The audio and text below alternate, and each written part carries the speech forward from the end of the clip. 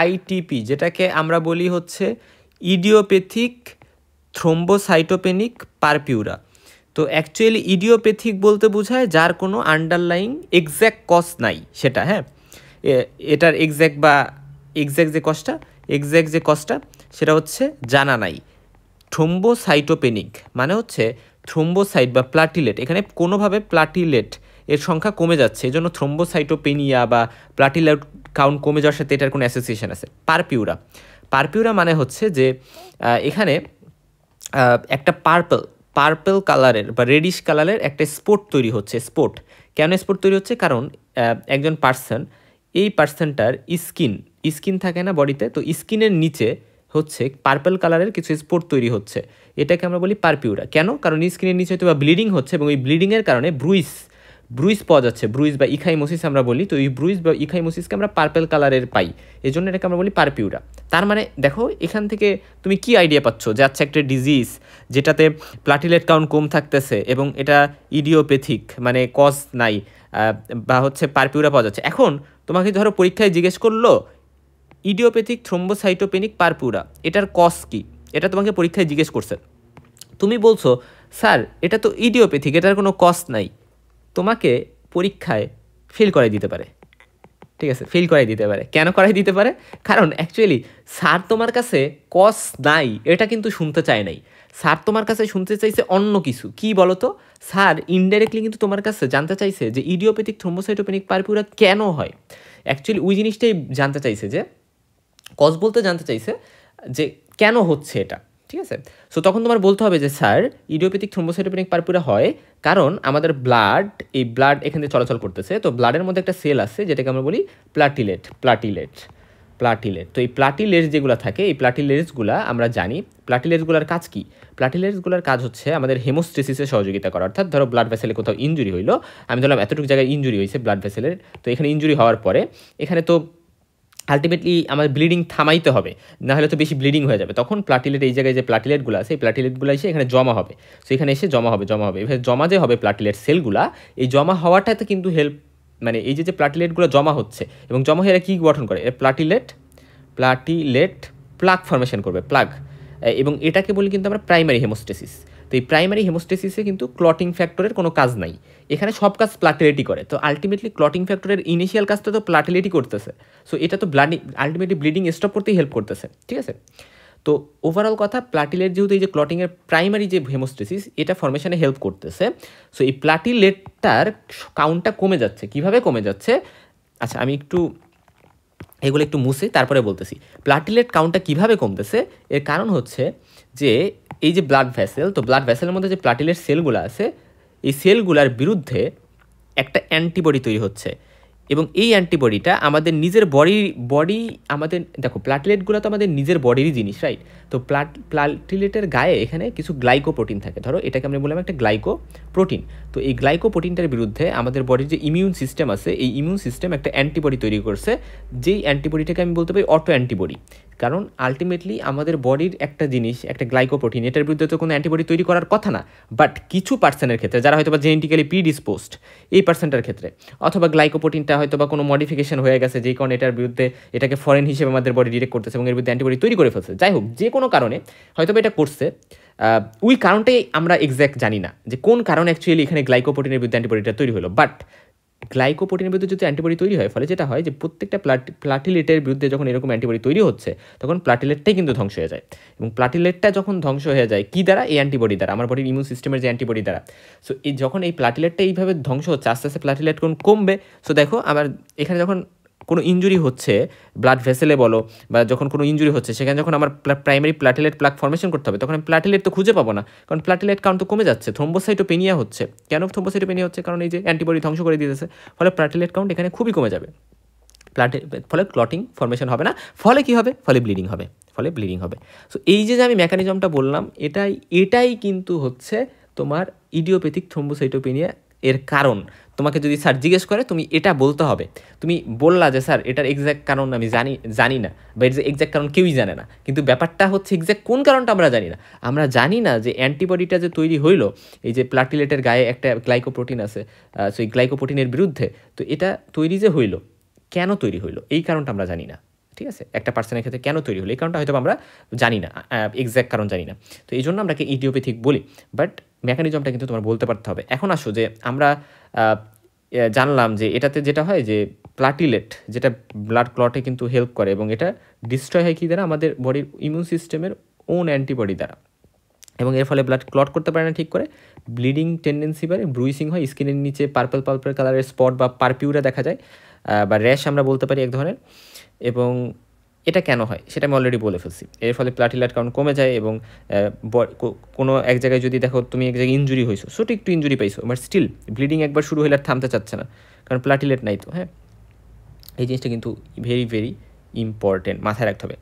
আচ্ছা, আমরা যখন হিমোফিলিয়া নিয়ে কথা বলছিলাম, হিমোফিলিয়া, ঠিক আছে, হিমোফিলিয়াতে একটা জিনিস চিন্তা করো, হিমোফিলিয়াতেও কিন্তু ব্লিডিং টেন্ডেন্সি বেশি ছিল। আমরা অনেক সময় যে কাজটা করি, আমরা হচ্ছে হিমোফিলিয়া, আইটিপি, ডিএইসি এগুলো কনফিউজ করে ফেলি। দেখো হিমোফিলিয়াতে কী হয়েছিল, হিমোফিলিয়া হচ্ছে একটা কোয়াগুলেশন ডিসঅর্ডার, এখানে প্লাটিলেটের সম্পর্ক নেই, প্লাটিলেট এখানে ঠিকঠাক কাজ করতেছে। মানে প্রাইমারি ধরো এই যে ব্লাডের ভেসেলের মধ্যে প্রাইমারি প্লাটিলেট প্লাক ফর্মেশন হলো, তো এরপরে আমরা জানি সেকেন্ডারি একটা আবার প্লাক, মানে এখানে ফিব্রিন জমে, এখানে হচ্ছে সেকেন্ডারি এই ক্লটটাকে আরও বেশি স্ট্রং করে। তো ওই ফিব্রিন জমার যে প্রসেসটা সেটাকে আমরা বলি কোয়াগুলেশন প্রসেস। তো ওই কোয়াগুলেশনটা ঠিকঠাকভাবে হইতে পারে না, কারণ কোয়াগুলেশন ফ্যাক্টরের ইন্টেনসিভ পাথওয়েতে ডিফিসিয়েন্সি থাকে, ফ্যাক্টর 9, ফ্যাক্টর 8। তো ওই কারণে হিমোফিলিয়া হয়। তার মানে হিমোফিলিয়াটা হচ্ছে প্লাটিলেটের সাথে কোনো সম্পর্ক না, এটার সম্পর্ক হচ্ছে আমাদের কিসের সাথে, কোয়াগুলেশন ফ্যাক্টর। তো আলটিমেটলি দুইটাতে ঝামেলা হইলে কিন্তু ব্লিডিংয়ের প্রবলেম হবে, কিন্তু এখানে ব্লিডিংয়ের প্রবলেমটা হচ্ছে প্লাটিলেটের কারণে, এই জন্যই তো থ্রম্বোসাইটোপেনিক পারপুরা। সো এই জিনিসটা যেন কখনো কনফিউজ না করো। এখন আসলে দুইটা মেইন টাইপ আছে কিন্তু আমার ইডিওপ্যাথিক থ্রম্বোসাইটোপেনিক পারপুরার। একটা হচ্ছে অ্যাকিউট আইটিপি, অর্থাৎ এক্ষেত্রে দেখা যায় এটা চিলড্রেনদের ক্ষেত্রে বেশি কমন হয়, 2 থেকে 6 বছরের যে বাচ্চারা আছে তাদের ক্ষেত্রে। এবং কোনো একটা ভাইরাল ইনফেকশন ধরো হয়েছে, মানে ট্রিগার হিসেবে কারা কাজ করে, ধরো কোনো একটা কোল্ড অবস্থা, মানে ঠান্ডা লাগছে, কমন কোল্ড, অথবা চিকেন পক্স হয়েছে, যেটা বাচ্চাদের অনেক বেশি হইতে পারে। তো এই চিকেন পক্স ভ্যারিসেলা দ্বারা হয় এটাও ভাইরাল ডিজিজ। সো ভাইরাল এই ইনফেকশন, অথবা কোনো ইনফ্লুয়েঞ্জা ধরো কোল্ড হয়েছে, তো এই সকল কারণে দেখা যেতে পারে যে অ্যাকিউট ইডিওপ্যাথিক থ্রম্বোসাইটোপেনিক পারপুরা হইতে পারে। সো এগুলা কিন্তু আমরা বলতে পারি যে প্রবাবেল কজ হইতে পারে। এখন এই অ্যাকিউট আইটিপি যেটা, এটা সেলফ লিমিটিং, এটা এমনি সেরে যায়, ঠিক আছে, ফিউ মান্থসের মধ্যেই দেখা যায় এটা সেরে যায়, এবং কোনো লং টার্ম ট্রিটমেন্টের দরকার হয় না। তবে ক্রনিক আইটিপি যেটা, এটা অ্যাডাল্টে বেশি হয়, এবং দেখা যায় যে young to middle aged women, এটা হচ্ছে এদের বেশি হয়, এবং এটা লঙ্গার লাস্ট করতে পারে, মান্থস টু ইয়ার্স, এবং এটা কিন্তু নিজে নিজে চলে যাবে না। এবং কিছু পিপলের ক্ষেত্রে এটা বেটার হয়ে যাইতে পারে, কিন্তু মেনি পিপলের ক্ষেত্রে কিন্তু ট্রিটমেন্ট লং টার্ম দরকার হইতে পারে। সেই জিনিসটা আমরা জানবো। এখন আমরা মেকানিজমটা যদি একটু বলি যে আচ্ছা, ইডিওপ্যাথিক থ্রম্বোসাইটোপেনিক পারপুরা, এটা প্যাথোজেনেসিস কি, আমি যে কথাগুলো বলছি ওই কথাগুলোই, যে প্লাটিলেট এই যে একটা প্লাটিলেট, তো প্লাটিলেটের গায়ে বিভিন্ন কী থাকে, বিভিন্ন অ্যান্টিজেন থাকে, বা আমি বলতে পারি প্লাটিলেটের গায়ে বিভিন্ন প্রোটিন, ধরো গ্লাইকোপ্রোটিন আছে এই জায়গায়। তো এই গ্লাইকোপ্রোটিনটার নাম আমি ধরলাম 2B3A। হ্যাঁ, 2B3A, এই যে গ্লাইকোপ্রোটিনটা থাকে 2B3A, এই গ্লাইকোপ্রোটিনটার ইম্পর্টেন্ট একটা ফাংশন কি, 2B3A যেটা, এটা হচ্ছে ধরো আমরা জানি যে প্লাটিলেট অ্যাগ্রিগেশন করে, অ্যাডহেশন করে। তো এই অ্যাগ্রিগেশন অ্যাডহেশনে ধরো এই যে একটা প্লাটিলেট আর এই যে একটা প্লাটিলেট, তো এই দুইটা প্লাটিলেটের মাঝে এই যে কানেকশন যে বিল্ড আপ করে, এটা কিন্তু হচ্ছে মানে একটা প্লাটিলেটের সাথে আরেকটা প্লাটিলেট কিন্তু চিপকে যায়, লেগে যায়। তো এই লাগতে সহযোগিতা করে এই গ্লাইকোপ্রোটিনটা 2B3A, ঠিক আছে। সো এইভাবে কী করে, প্লাটিলেটগুলো একটার সাথে আরেকটা যে লাগে বা অ্যাটাচ হয়, অ্যাডহেশনটা হয়, ওই যেই জায়গায় ইনজুরি হয়েছে ওই জায়গায় প্লাটিলেটগুলো এভাবে জমা হয়, সেটা হয় হচ্ছে এই গ্লাইকোপ্রোটিনটা দ্বারা। এটা একটা গ্লাইকোপ্রোটিন। আরেকটা গ্লাইকোপ্রোটিন আছে 1B1X, এইভাবে আমরা বলতে পারি। তো এটা মানে এটার যে রোল সেটা হচ্ছে প্লাটিলেট, আমরা জানি যে ধরো আমি সাপোজলি ভেসেলের এই জায়গাটা যেটা, এই পোর্শনটুকু, এই যে এতটুকু পোর্শন ইনজুরি হয়েছে, সো এই জায়গায় আমরা জানি যে ভন উইলিব্র্যান্ড ফ্যাক্টর নামে একটা ফ্যাক্টর থাকে। তো এই ভন উইলিব্র্যান্ড যে ফ্যাক্টর, এটার সাথে একটা প্লাটিলেট কিন্তু অ্যাটাচ হয়। সো এই যে প্লাটিলেট এই ভন উইলিব্র্যান্ড ফ্যাক্টরের সাথে অ্যাটাচ হইলো, এই কালোটা হচ্ছে ভন উইলিব্র্যান্ড ফ্যাক্টর, সো এটার সাথে লাল কালার প্লাটিলেটটা অ্যাটাচ হইলো। তো এই অ্যাটাচমেন্টের এই জায়গাটা, যেই জায়গাটাতে কানেকশন বা জাংশন, এই জায়গাটাতে থাকে হচ্ছে এই 1B1X, অর্থাৎ ভন উইলিব্র্যান্ড ফ্যাক্টরের সাথে অ্যাডহেশনে কিন্তু সাহায্য করে আমাদের এই অন বিট 1x। সো এই কথাটা আমি বললাম। এখন আলটিমেটলি এই যে দুইটা গ্লাইকোপ্রোটিনের কথা বললাম, এই দুইটা গ্লাইকোপ্রোটিনের বিরুদ্ধে দেখা যায় আমাদের বডি অ্যান্টিবডি তৈরি করে ফেলে, এবং কোনো একটা এগুলোকে অ্যান্টিজেন হিসেবে ডিটেক্ট করে এগুলোকে অ্যান্টিবডি তৈরি করে, এগুলোকে ফরেন হিসেবে চিন্তা করে, ফলে এগুলোকে ধ্বংস করে দেয়, এবং এগুলো ধ্বংস করে দিলে এগুলোর কাজ করতে পারবে না, ক্লটিং ঠিকভাবে করতে পারবে না। এবং মেনলি এখানে যে অ্যান্টিবডি তৈরি হয়, অটো অ্যান্টিবডি বলতেছি, তো এই জন্য এটাকে কিন্তু আমরা এই মনে রাখবো, এই অ্যান্টিবডিটা হচ্ছে আইজিজি ক্লাসের। আমরা জানি অ্যান্টিবডি 5 ক্লাসের আছে, IgG, IGA, IgM, IgE, আইজিডি, game দিয়ে আমরা মনে রাখি, হ্যাঁ 5 ক্লাসের আছে। এর মধ্যে আইজিজি নেচারের হচ্ছে এই অ্যান্টিবডিটা, ঠিক আছে। এবং এই অ্যান্টিবডিটাকে আমরা PLA-IGO বলতে পারি, অর্থাৎ প্লাটিলেট অ্যাসোসিয়েটেড ইমিউনোগ্লোবুলিন, অর্থাৎ প্লাটিলেটের বিরুদ্ধে এরা তৈরি হয়েছে, এবং এর ফলে কী হবে, প্লাটিলেটটা আস্তে আস্তে ডিস্ট্রাকশন করে ফেলবে, এবং অপসোনাইজেশনের মাধ্যমে, হ্যাঁ মানে অপসোনাইজেশনের মাধ্যমে এই অ্যান্টিবডিগুলো হচ্ছে ডিস্ট্রাক্ট করে ফেলে। ওকে ওকে এখন আসো, এবং অপসোনাইজ প্লাটিলেটস আর phagocytosed by mononuclear phagocytic cells in the spleen, mainly স্প্লিনের যে ফ্যাগোসাইটিক সেলস। আচ্ছা, এখন বলতে পারো ভাই অপসোনাইজেশন মানে কি? এটা আমি ইমিউনোলজি লেকচারে আমি খুব সুন্দর করে বলছি, যে যখন আমি হচ্ছে গিয়ে মাইক্রোবায়োলজিতে পড়াইছি। মানে ব্যাপারটা হচ্ছে যে ধরো ব্যাপারটা হচ্ছে এই যে হচ্ছে অ্যান্টিবডি, আমি তারপর সংক্ষেপে একটু বলি। এই যে ধরো অ্যান্টিবডি, তো অ্যান্টিবডির আমরা এই পোর্শনটাকে বলি ফ্যাব পোর্শন। কী বলি? ফ্যাব পোর্শন, কারণ এখানে অ্যান্টিজেন বাইন্ড করে। আর এই নিচের পোর্শনটাকে বলি হচ্ছে এফসি পোর্শন। তো দেখো এই যে ফ্যাব পোর্শনটা থাকে, আচ্ছা এই যে এখানে হচ্ছে মেইনলি ফ্যাব পোর্শন, এখানে অ্যান্টিজেনটা বাইন্ড করে। ধরো এই লাল কালারের দুইটা অ্যান্টিজেন, হ্যাঁ।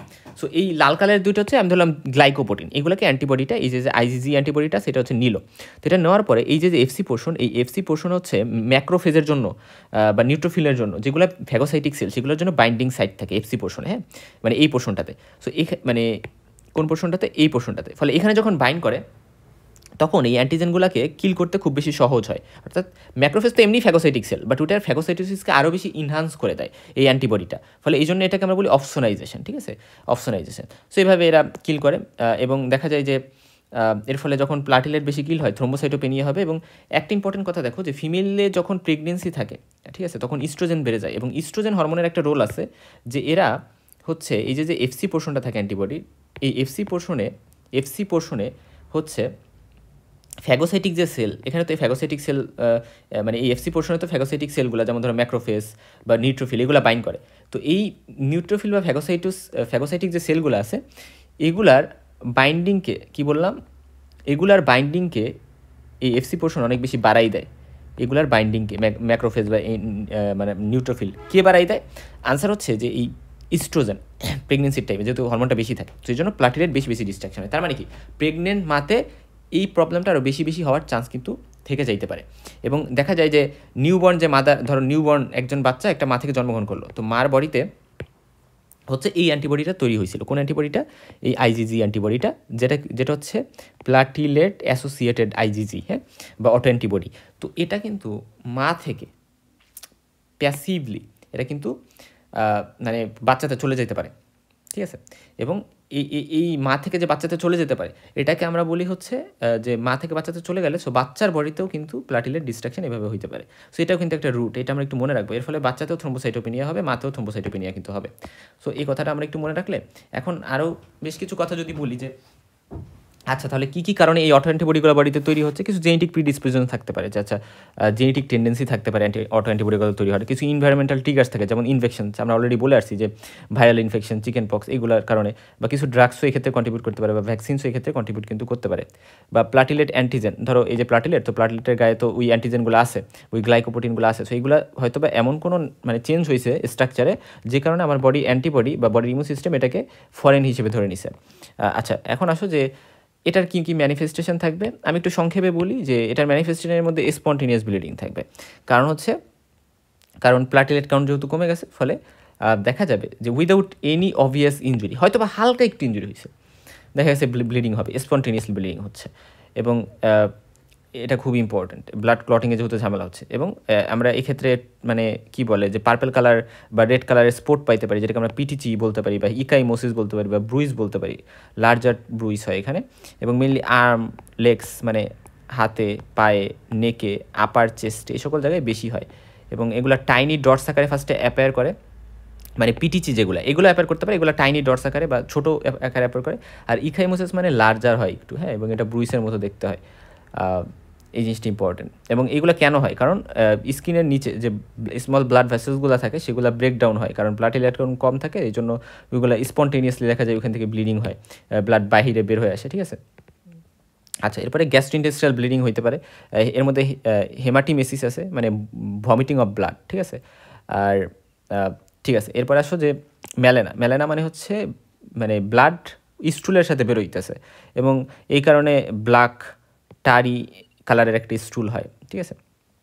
আচ্ছা, সো এটাও কিন্তু হইতে পারে। ওকে, এরপরে আসো যে কেন, কারণ জিএটিতে ব্লিডিং হয়েছে, বা আদার কিছু ব্লিডিং থাকতে পারে, যেমন হেমাচুরিয়া, ইউরিনের সাথে ব্লাড বেরোইতেছে, মেনোরেজিয়া মানে মিনস্ট্রুয়াল যে ব্লিডিং সেটা এক্সেসিভলি হইতেছে, নর্মালের থেকে অনেক বেশি। ম্যাট্রোরেজিয়া মানে হচ্ছে abnormal uterine bleeding that causes outside the regular menstrual period, অর্থাৎ ধরো মেনস্ট্রুয়াল পিরিয়ড বাদে ইউটেরাইন ব্লিডিং হচ্ছে, মানে ব্লিডিং হচ্ছে, ব্যাপারটা হচ্ছে ভ্যাজাইনাল ব্লিডিং, পারভ্যাজাইনাল ব্লিডিং হচ্ছে, ইউটেরাইন ব্লিডিং হচ্ছে উইদাউট মেনস্ট্রুয়েশন বাদে তো হওয়ার কথা না, কিন্তু হচ্ছে, তো এটা হচ্ছে ম্যাট্রোরেজিয়া, মানে নর্মাল মেনস্ট্রুয়াল পিরিয়ড বাদে আছে। তারপরে এপিস্টেক্সিস, নেজাল ব্লিডিং হতে পারে, হেমোপটাইসিস হতে পারে, কাফিং আউট অফ ব্লাড। আচ্ছা দেখো, একটা হচ্ছে হ্যামিটিমেসিস আর একটা হচ্ছে হেমোপটাইসিস মানে কাফিং আউট অফ ব্লাড, আর হেমেটামেসিস হচ্ছে ভমিটিং অফ ব্লাড। এই দুটি একটু ডিফারেন্স, কিন্তু গাম ব্লিডিংও কিন্তু এখানে পাওয়া যেতে পারে। সো গাম ব্লিডিং হিমোফিলিয়ায় পাওয়া যায়, গাম ব্লিডিং ডিসিমেটেড ইন্টারভাস্কুলার কোয়াগুলেশন পাওয়া যায়, এই জিনিসটা। আচ্ছা, ডিসিমেটেড ইন্টারভাস্কুলার কোয়াগুলেশনে ব্লিডিং টাইম, ক্লটিং টাইম এই দুইটাই বৃদ্ধি পায়, হ্যাঁ। এবং দেখা যায় যে ওইখানে আমরা একটা জিনিস দেখছিলাম যে ডিসিমেটেড ইন্টারভাস্কুলার কোয়াগুলেশনে প্লেটিলেট যেটা, প্লেটিলেটেরও ঝামেলা হয়, অর্থাৎ এটার কনজামশন অনেক বেশি হয়ে যায় ওই ক্লটগুলো ফর্মেশনের ফলে, এটা মানে অতটা অ্যাভেলেবেল থাকে না, ফলে এটাও কমে যায়, বা আমরা বলতে পারি যে হচ্ছে ক্লটিং ফ্যাক্টরগুলোও কমে যায়। সো আলটিমেটলি এখানে দুইটাই কমে যায়। এটা হচ্ছে কোনটা, ডিসিমিনেটেড ইন্টারভাস্কুলার কোয়াগুলেশনে। হিমোফিলিয়াতে হচ্ছে কোয়াগুলেশন ফ্যাক্টর কমে যায়, কিছু পার্টিকুলার কোয়াগুলেশন ফ্যাক্টর। আর আমরা দেখলাম যে হচ্ছে এখানে আইটিপি যেটা, এখানে হচ্ছে প্লাটিলেট কমে যায়। তো এই দুইটার একটা কম্বিনেশন ফর্ম আমরা বলতে পারি ডিসিমিনেটেড ইন্টারভাস্কুলার কোয়াগুলেশন, রাইট। আচ্ছা, যাই হোক, আমরা যখন এক এক করে পড়বো সবগুলো, তখন আমরা কোরিলেট করতে পারবো, এবং এগুলোর মধ্যে কোনোভাবে কনফিউজ করা যাইতে পারবে না। এবং এগুলো আমাদের এই কারণে ভালো করে জানতে হবে, কারণ অনেকগুলো কেস সিনারিও বেস কোশ্চেন কিন্তু এখান থেকে আসে, যে এত বছর একটা মেল, এত বছর একটা ফিমেল, এই ম্যানিফেস্টেশন আসছে, তুমি কী সাসপেক্ট করবা। আচ্ছা, তারপরে ইন্টারনাল ব্লিডিং, মনে রাখবা যে পেরিটোনিয়াল বা প্লুরাল ক্যাভিটিতে কিন্তু ব্লিডিং হইতে পারে, যদিও এটা রেয়ার, বাট হইতে পারে। সেরিব্রাল হেমোরেজ হইতে পারে, ব্রেনের মধ্যে ব্লিডিং হচ্ছে, ঠিক আছে। এবং এটা কিন্তু সবথেকে কমন কজ অফ ডেথ, মানে সিভিয়ার আইটিপিতে, ঠিক আছে। এখন আসলে এবং এর ফলে হিডেক, ভমিটিং, লস অফ কনসিয়াসনেস, তারপরে এগুলা, এবং ইমিডিয়েট মেডিকেল কেয়ার কিন্তু এখানে লাগবে। সাবকনজাংটিভাল অর্থাৎ কনজাংটিভার নিচে হেমোরেজ হইতে পারে, রেটিনাতে হেমোরেজ হইতে পারে, সেই কথাগুলো জাস্ট একটু মাথায় রাখবে। অ্যানিমিয়া কিন্তু হইতে পারে, কারণ নর্মালি অ্যানিমিয়া করে না, কিন্তু যদি এমন অনেক বেশি ম্যানোরিজিয়া হয়, ধরো ম্যানস্ট্রুয়েটিং যে ওম্যান আছে তাদের ক্ষেত্রে ব্লাড লস অনেক বেশি করে অ্যানিমিয়া করতে পারে, বাট অ্যানিমিয়াটা এখানে অনেক নোটেবল কিছু না। এবং এখানে কিন্তু 10% কম ক্ষেত্রে আইটিপি কেসে সাধারণত স্প্লিন অনেক বড় হয়ে যেতে পারে, স্প্লিনোমেগালি হইতে পারে, এবং এই জিনিসটা কিন্তু ইম্পর্টেন্ট, ঠিক আছে।